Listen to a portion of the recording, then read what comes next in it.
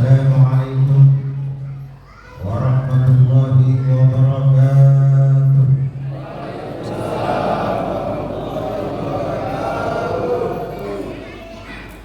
Alhamdulillah,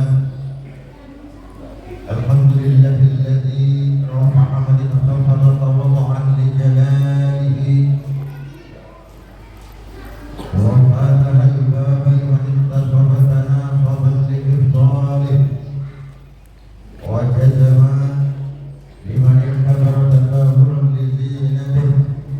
Ashhadu an la ilaha illallah wa ashhadu anna Muhammadan abduhu wa rasuluhu la nabiyya ba'dah.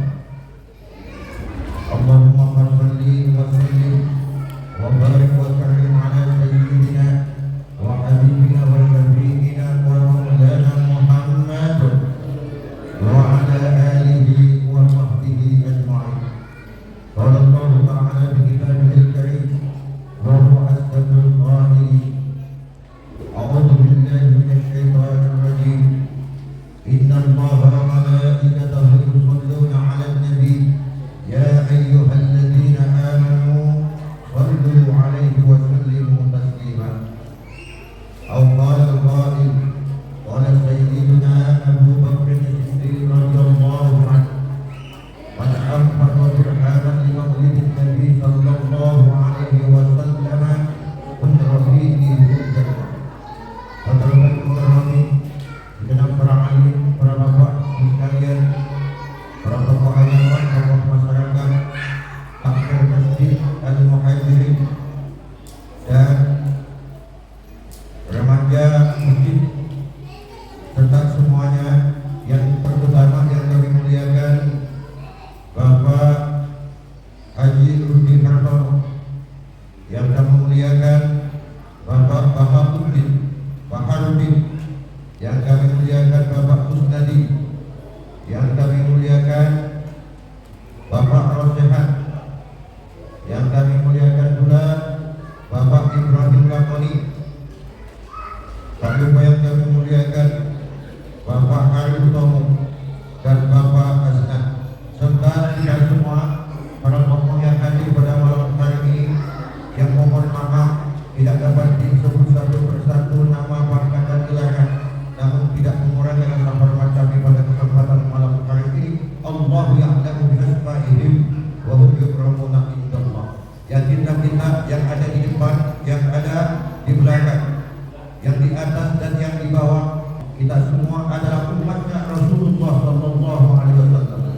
Yang Rasulullah dari junjungan kita tidak pernah membedakan umatnya, mau yang seperti apa warna kulitnya, mau yang tinggi, mau yang rendah, mau yang ganteng, mau yang jelek, yang cantik dan yang tidak, semuanya adalah umatnya Rasulullah sallallahu alaihi wasallam. Di dalam sebuah hadis Rasulullah bersabda, "Kullukum li Adam wa Adam min turab, la fadla li Arabiyyin wa la A'jamiyyin illa bil taqwa." Kalian semua, kata Rasulullah, kalian adalah semua anak cucu Adam. Nenek moyang kita semua adalah Adam dan Hawa. Wa Adam min turab, sedangkan Nabi Adam itu diciptakan dari tanah. La fadla li Arabiyyin wa la A'jamiyyin. Tidak ada yang lebih utama, baik orang yang Arab ataupun bukan Arab, illa bittaqwa, kecuali takwanya kepada Allah Subhanahu wa ta'ala. Begitu demokratisnya saudara Rasulullah sallallahu alaihi wasallam. Umatnya yang ada di kota ataupun yang di desa, semua adalah umat yang dicintainya. Beliau bertanggung jawab dari dunia sampai ke akhirat untuk menyelamatkan kita nanti, dan terutama ketika kita masuk ke surga Allah Subhanahu wa ta'ala. Bahkan nanti di pada masyarakat, ketika Rasulullah sallallahu alaihi wasallam dibangkitkan setelah malaikat, ketika dibangkitkan datang malaikat Jibril, "Ya Rasulullah, aku diperintahkan oleh Allah Subhanahu wa ta'ala untuk mengangkatmu, untuk membawamu ke surga Allah Subhanahu wa ta'ala." Apa jawab Rasulullah sallallahu alaihi wasallam? "Jibril, sebelum aku dibawa ke surga, aku ingin tanya dulu, bagaimana umatku? Tolong sampaikan kepada Allah, wahai Jibril, aku tidak akan pernah masuk ke surga Allah Subhanahu wa ta'ala sebelum dipastikan tidak satu pun dari umatku yang tidak masuk ke surga Allah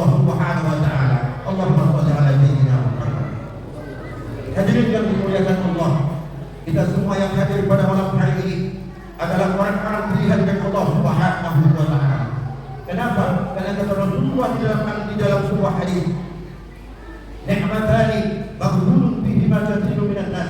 Ada dua kenikmatan yang kadang manusia dia tertipu oleh kedua kenikmatan itu. Apa? As-sihhat wal farah. Yaitu nikmat kesehatan dan nikmat keselamatan.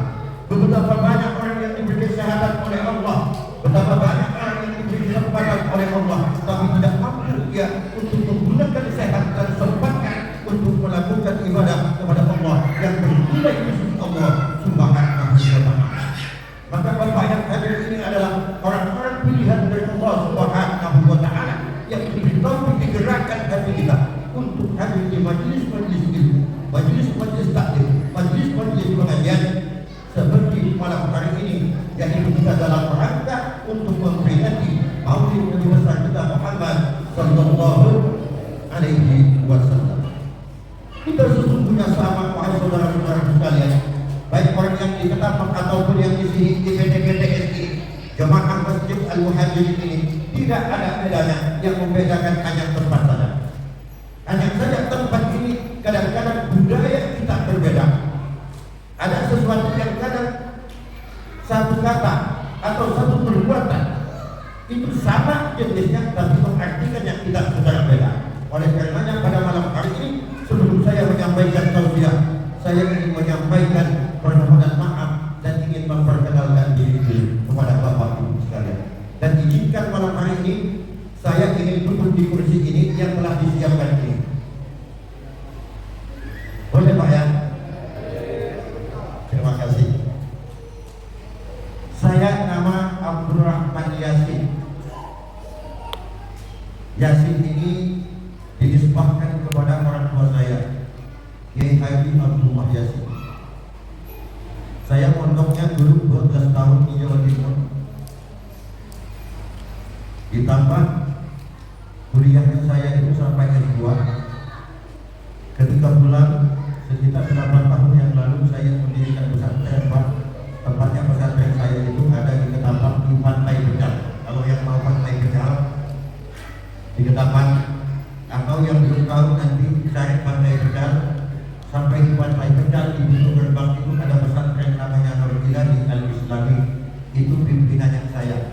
Karena kita sudah ketemu seperti ini, meskipun belum ketemu sekalipun kita memang saudara, maka semakin ketemu seperti ini, maka mari kita makin perkeras persaudaraan kita sesama Islam.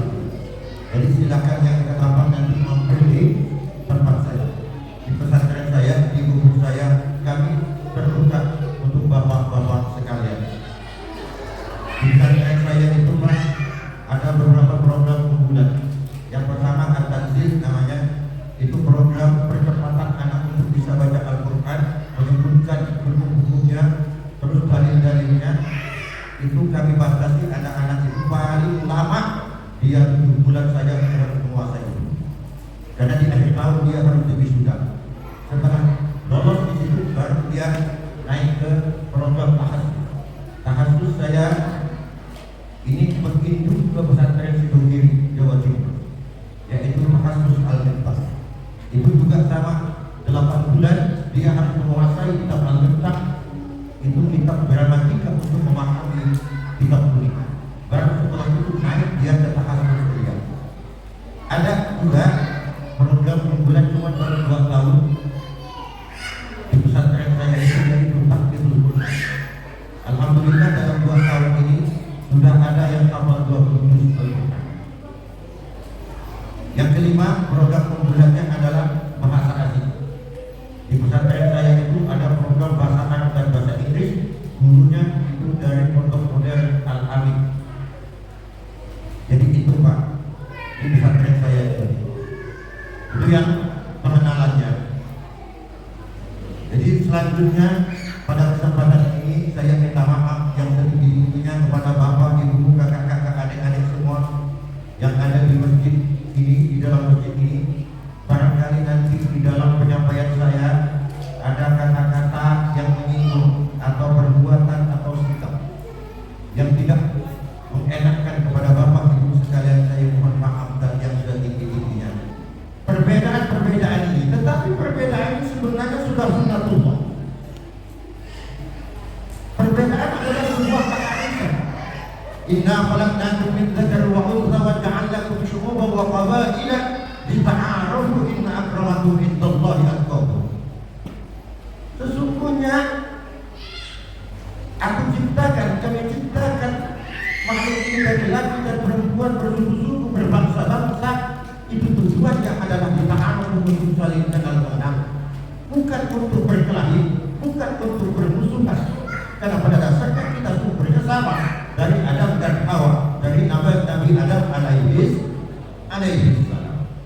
Ketika kita menyebut bumi Allah ini, baik yang di barat yang di timur, semuanya itu adalah sama.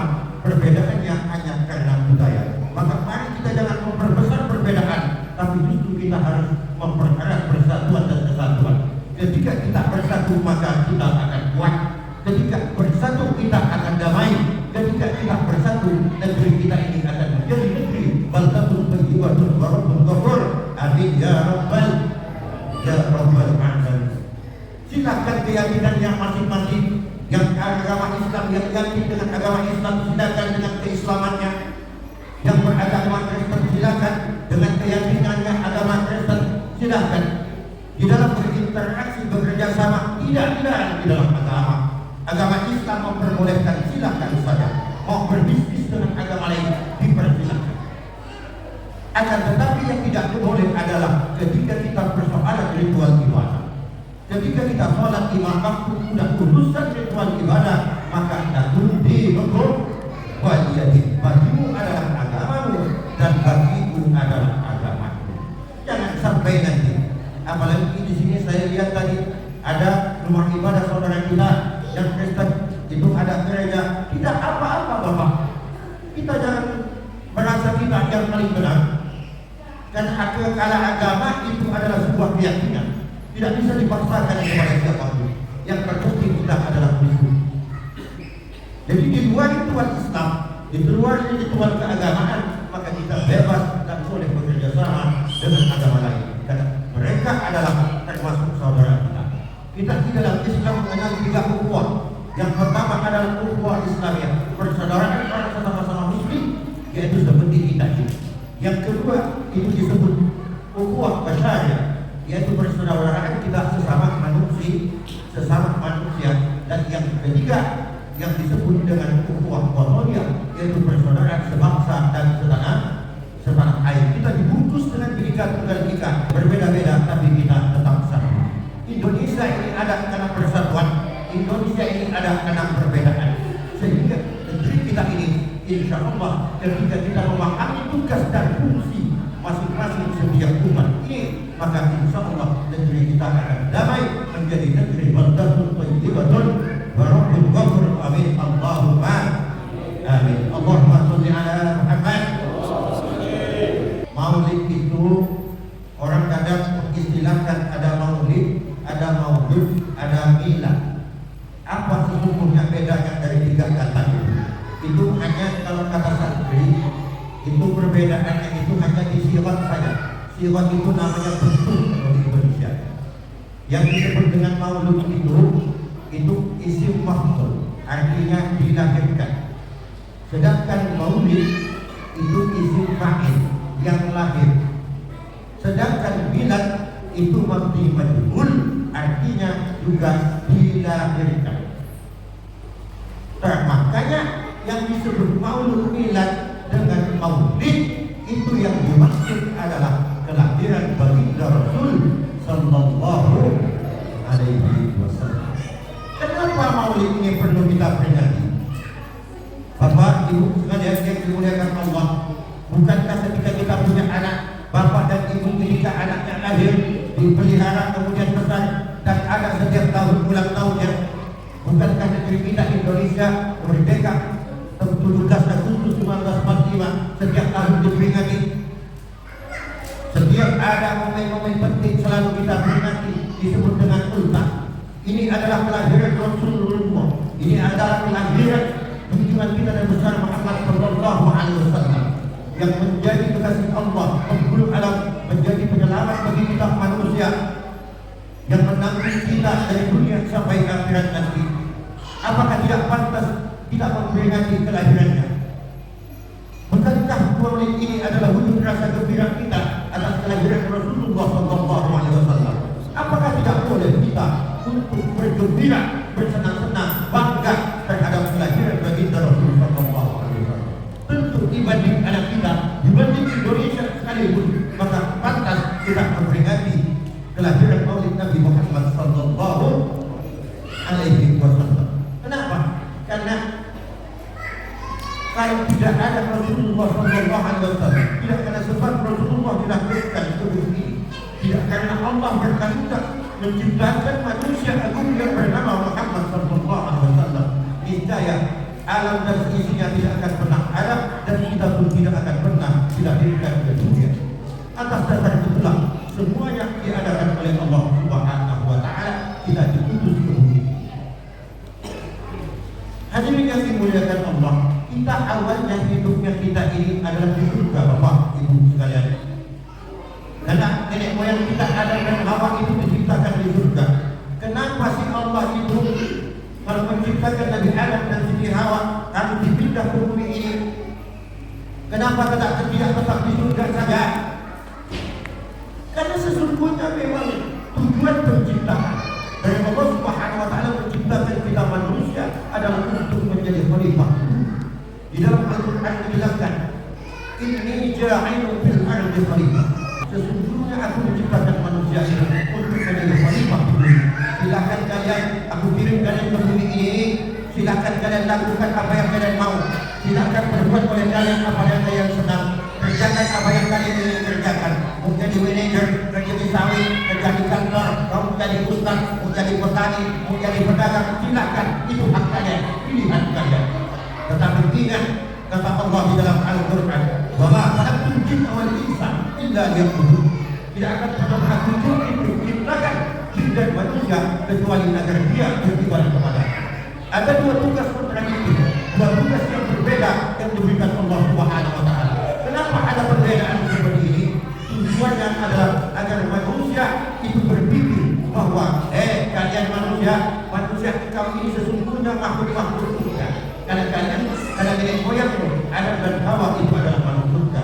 Silakan kalian di bumi ini hidup di bumi ini, tapi ingat kalian lakukan yang ingin kalian mau, yang apa yang ingin kau perbuat, tapi ingat kalian nanti akan kembalilah wahai manusia nanti ke tempat asalnya, yaitu ke surga Allah Subhanahu Wa Taala.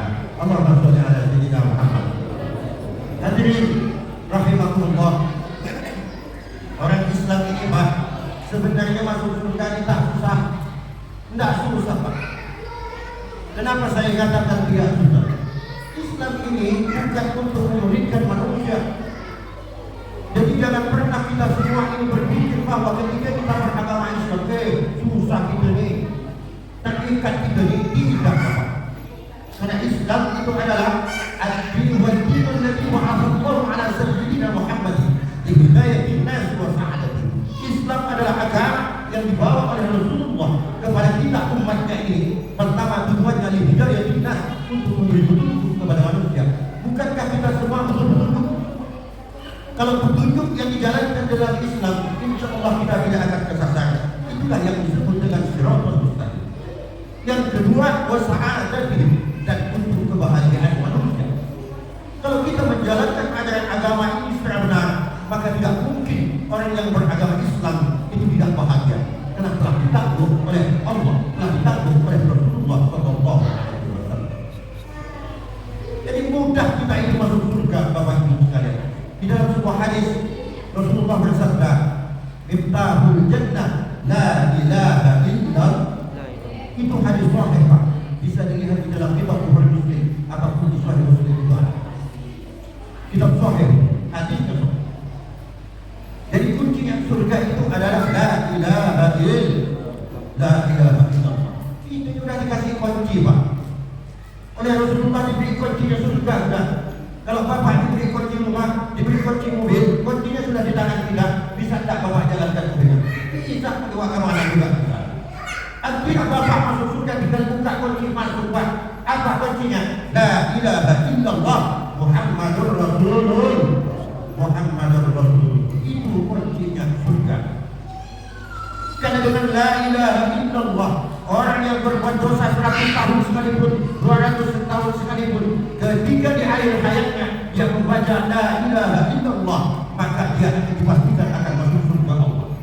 Orang yang beribadah 100 tahun sekalipun, 200 tahun, 300 tahun, 1000 tahun sekalipun, tapi ketika nafas terakhir keluar dan tenggorokan tidak membawa la ilaha illallah, maka dia tidak akan selamat. Itulah la ilaha illallah Muhammadar Rasulullah. Allahumma shalli ala sayyidina Muhammad. La ilaha illallah.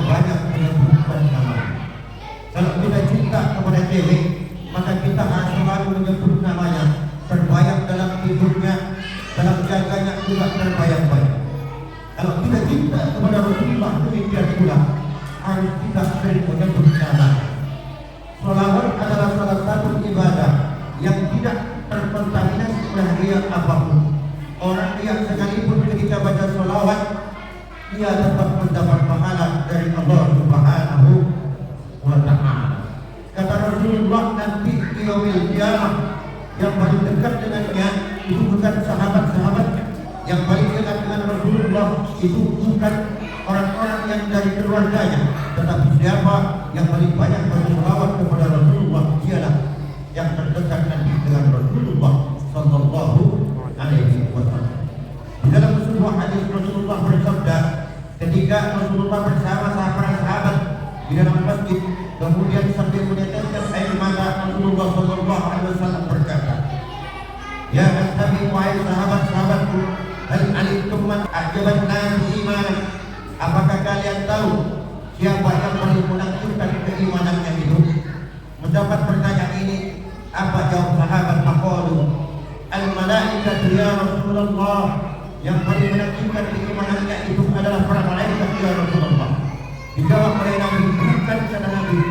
Maka ibadah yu'minul malaikat, bagaimana mungkin malaikat itu tidak beriman? Wa hum yu'ayyununa al-amra. Sedangkan malaikat itu selalu tahu segala perkara. Setiap Allah akan menciptakan langit dan bumi, malaikat tahu. Ketika Allah akan menciptakan Adam dan Hawa, malaikat Allah juga tahu. Apapun yang diciptakan oleh Allah, malaikat tahu. Wajar kata Rasulullah, kalau memang dia itu menakjubkan keimanan. Kalau begitu an-nabiyuna ya Rasulullah, kalau bukan malaikat berarti para nabi ya Rasul. Apa jawab Rasulullah? Maka la yu'minun nabiyyun. Bagaimana mungkin para nabi itu tidak beriman kepada Allah? Bagaimana mungkin para nabi itu tidak menakjubkan keimanannya? Waruhu yanzilu minas sama' ala kulli amri. Sedangkan malaikat Jibril selalu turun kepada nabi itu untuk membawa wahyu. Wajar. Dan karena mereka tahu tentang kebenaran, mereka tahu tentang dunia, mereka tahu tentang akhirat, mereka tahu bahwa di akhirat nanti ada surga dan neraka. Wajar mereka itu beriman kepada Allah. Kemudian para sahabat menjawab lagi, ashabuka ya Rasulullah. Kalau bukan malaikat, bukan nabi, berarti sahabat-sahabat ini Rasul. Yang dimaksud oleh para sahabat itu mereka, sahabat-sahabat Nabi. Apa kata Rasulullah menjawab? Baiklah pada yu'minu ashabi. Bagaimana mungkin sahabat-sahabat itu tidak beriman kepada aku, tidak beriman kepada Allah? Dan ilmu sana'in mu'jizat wa ana anba'uhum alaihim. Setiap saat Allah menurunkan mukjizat kepada aku dan aku menjelaskan kepada kalian para sahabatku ini. Apa tujuan mukjizat itu, gunanya untuk apa, caranya bagaimana, semua dijelaskan oleh kata Rasulullah. Wajar kalian ini beriman karena kalian hidup satu zaman denganku. Bingung kan semuanya sahabat ini. Mereka jawab malaikat salah, mereka jawab nabi salah, mereka jawab mereka sendiri sahabat-sahabatnya yang paling menakjubkan itu juga salah. Walakin kata Rasulullah, akan tetapi ajaban nas imanan, yang paling mengagumkan bagiku kata Rasulullah sambil meneteskan air mata di dalam keimanan yang adalah wa hum lam yarawni wa yusaddiquni wa yu'minuni. Mereka adalah orang-orang yang tak pernah melihatku tapi beriman kepadaku, membenarkan terhadap ajaranku, dan ulaika ikhwani, mereka itulah saudara-saudaraku. Hadirin yang dimuliakan Allah, kita bukan dari golongan malaikat, kita bukan pula dari golongan nabi, kita bukan dari golongan sahabat Rasulullah, bukan dari golongan tabi'in, bukan dari golongan tabi'in, apalagi kita dari golongan sholihin. Tapi kita adalah insan biasa, manusia biasa yang sering keseharian kita melakukan dosa. Kadang 5 waktu sering kita tinggalkan, puasa Ramadan kadang jarang kita lakukan, bersedekah kita jarang-jarang, dosa yang selalu kita lakukan. Tetapi kita tetap diakui oleh Rasulullah sebagai saudaranya. Bahkan kitalah yang dianggap terdekat oleh Rasulullah, kitalah yang diimpi-impikan Rasulullah, kitalah yang disebut-sebut terus oleh Rasulullah, kita yang dinanti oleh Rasulullah sallallahu alaihi wasallam nanti bersamanya di surganya Allah. Amin ya rabbal. Beruntunglah kita umat Muhammad sallallahu alaihi wasallam. Kita ini umur kita pendek Bapak. Umur kita ini paling-paling 60 tahun, paling tinggi 100 tahun. Yang 100 tahun itu saja kadang-kadang itu dolok nenek moyang itu yang umurnya sampai segitu. Sekarang ya umur 30 udah banyak batuk-batuk. Ada yang kencing manis, kencing pahit, kencing batuk, macam-macam penyakit sekarang. Dengan umur 30, 40, 50 itu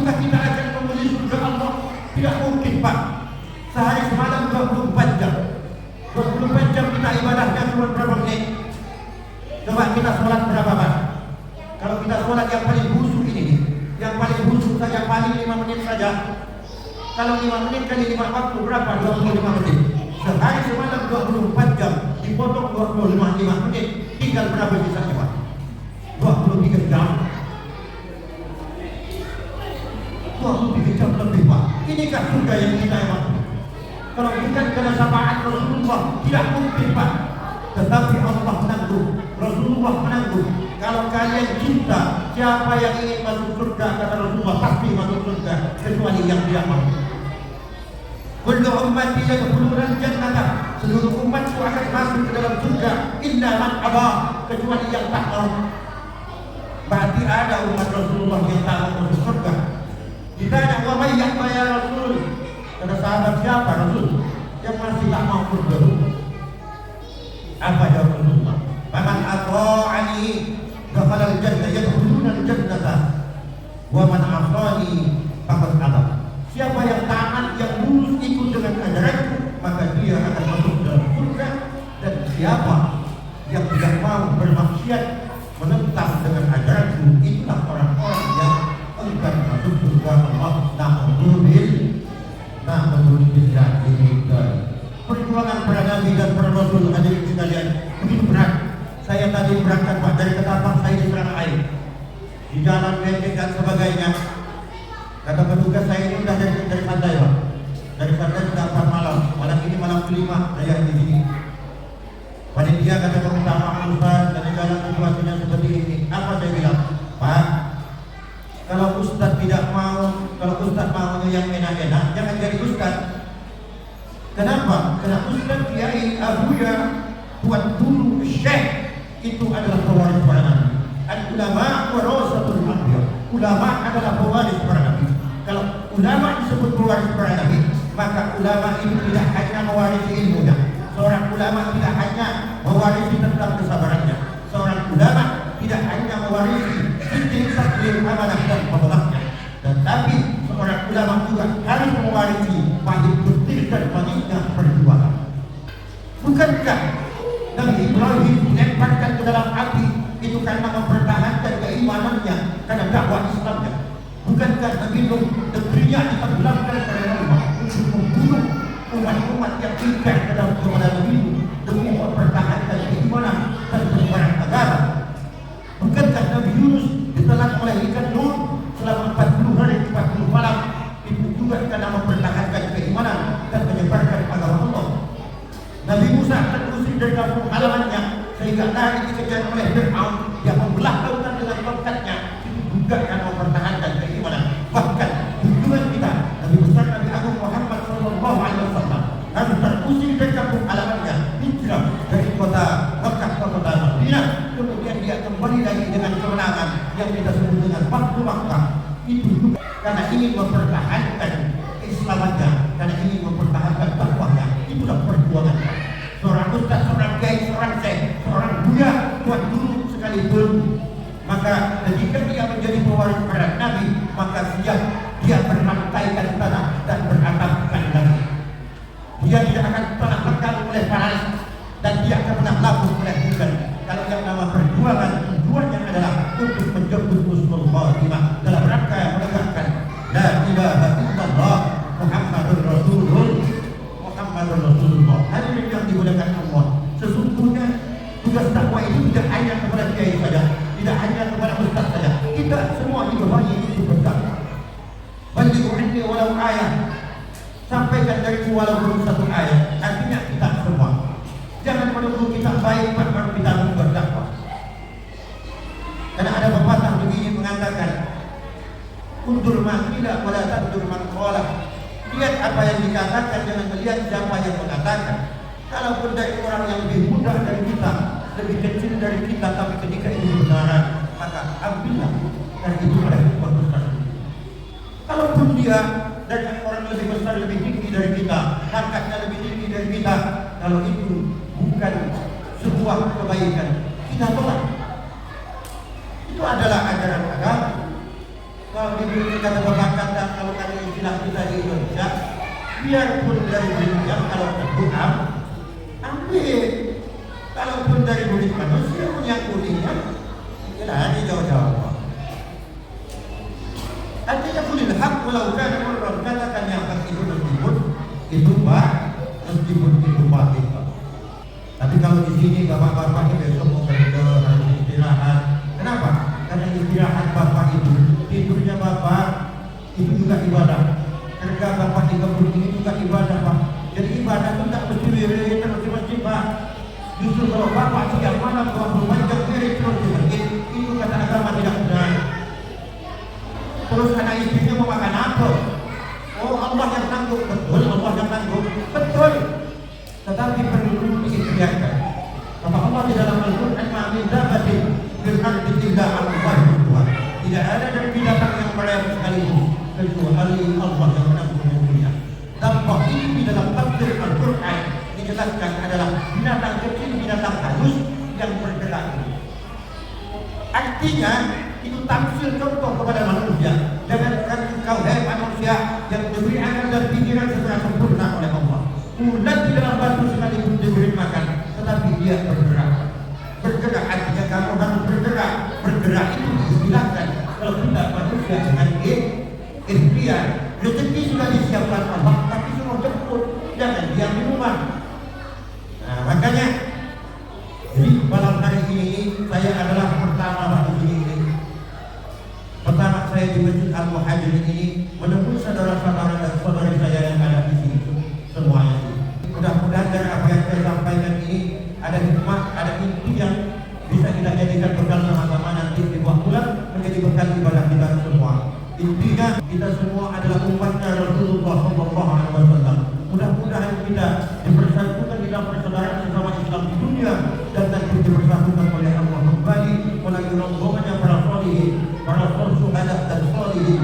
Melalui benderanya Rasulullah, melalui benderanya Sayyidina Abu Bakar, Sayyidina Umar, Sayyidina Utsman dan Sayyidina Ali menuju surga Allah. Amin ya rabbal alamin. Hadirin yang dimuliakan Allah Subhanahu wa taala, demikian yang dapat kami sampaikan.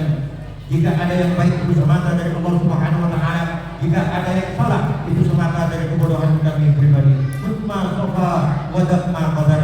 Ambil jika memang itu bagian yang baik dan mudah-mudahan jika memang itu dianggap tidak baik. Dapat berkali saya diurut, wala berkut lihat bikisan.